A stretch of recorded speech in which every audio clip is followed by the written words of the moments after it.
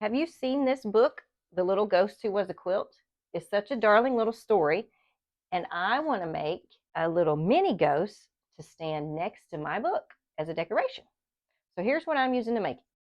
So I picked up this foam cone from Dollar Tree, also these craft sticks. These are going to become his arms. I had a leftover styrofoam ball, which is also from Dollar Tree, because I used him to make the little snowman on my Christmas wreath. I can link that at the end of this video for you. You're going to need some black felt or black fabric for the eyes and the face, toothpicks to help stick the form together. I'm going to use hot glue to put the eyes and face on. I feel like you could sew it, but I don't want to take the time to put black thread in the machine, so I'm just going to glue it. And then your backing fabric, you're going to need a piece that's at least 23 by 26 inches.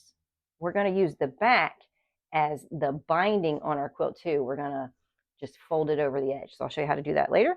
And the last thing you're going to need is your scraps to make the ghost. You're going to need 56 total. And I cut all these at 3.5 inches. So 56 total 3.5 inch squares in navy, blue, white, low volume. I added in some Halloween prints. And I tried to use just this cover picture as my inspiration for my scraps and things that I wanted it to be. So get all your supplies ready and we'll start with the sewing. So you're going to piece all your 3.5 inch squares into a sweet little patchwork top like mine. You want to put 8 squares across by 7 squares down.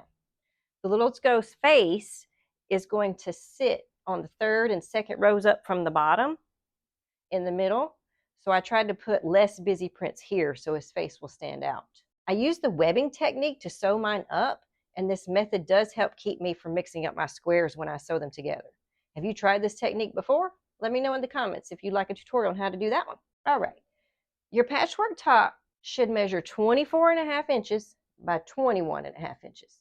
So you need a backing that's at least 26 inches by 23 inches or bigger, and a batting piece that's a little in between, a little bigger than the top, a little smaller than the back. I think a piece of flannel would work just as good, but I'm using batting for this one. I just straight pinned it all together, right?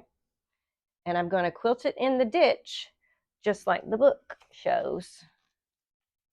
Stitched in the ditch. We're going to use the extra backing as our binding. So make sure when you quilt it, not to stitch over the edge. Literally stop at the edge of your quilt top. Once it's all quilted, we'll trim away the extra batting, even with the quilt top edge. I like to use scissors for this part. And then it's on to the binding. All right. So our little ghost is quilted. Our extra batting is cut away. And it's time to turn our back into binding. First thing we got to do is trim the extra backing 1 inch over the edge. So line up 1 inch with the edge of the quilt there and cut off the extra. Okay. Turn them around. We're going to do this on all 4 sides. So we've got 1 inch extra hanging over the quilt, and we want to press it into place before we stitch it. So you take and fold it up right even with the edge of the quilt top first, about a 1/2 inch, and then start with any side you like, it doesn't matter, and then fold it again even with the edge of the quilt. You would do that all the way down. Okay, then for your corners, it's pressed, it's pressed. You're going to take it and fold a 45-degree into the edge of the other side, just like that. Give it a little press. So you have a little triangle in the corner right now. Yeah. And then we'll do the same thing. We fold in halfway. Give it a good press.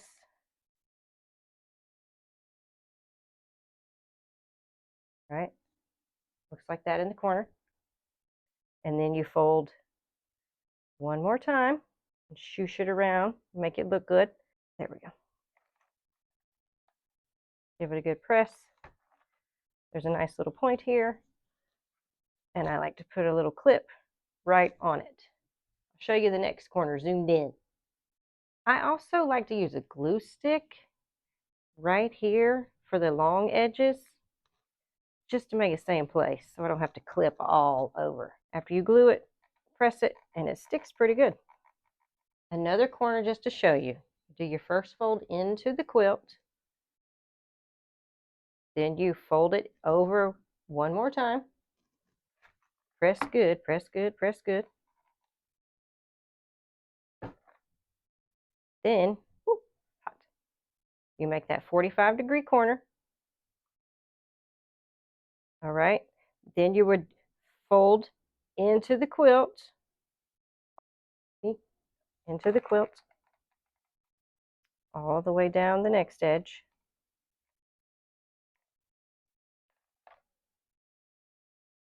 And then the magic happens when you make that last fold. Right? Look at that nice sharp corner.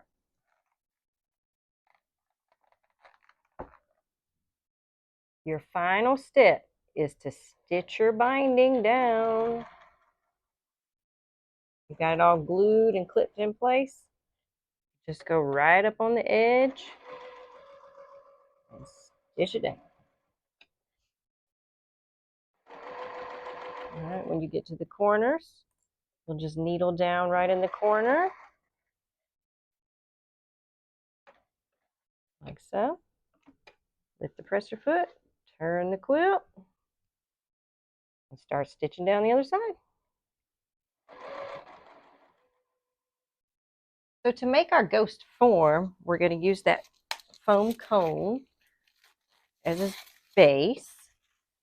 We're going to put this as the head. Oh, can't see. So I'm going to take these toothpicks to do that. I'm just going to go ahead and push 2 toothpicks into the bottom of the ball, about halfway in.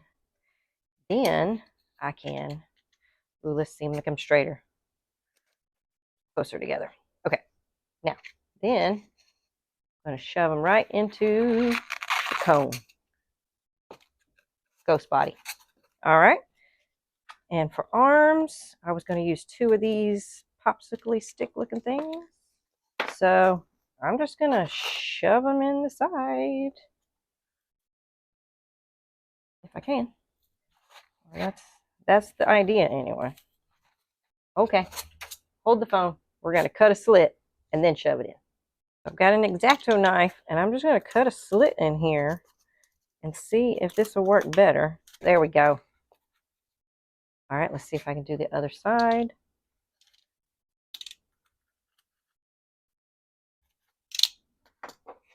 And shoving in the stick. There, now we have arms. Push them in good. There's our ghost body. Okay, our little ghost quilt is made. Our ghost body is made. And we want to put him on and add his face. So just find that middle seam, push it up in there. And then this is why I wanted the arms. You just kind of shove the quilt around his little arms, and it makes it look more ghosty, I think. Right? Kind of like so. Make sure it gets lined up. Good. And then I'm going to cut 2 ovals out of this felt and a little tiny mouth and hot glue them on.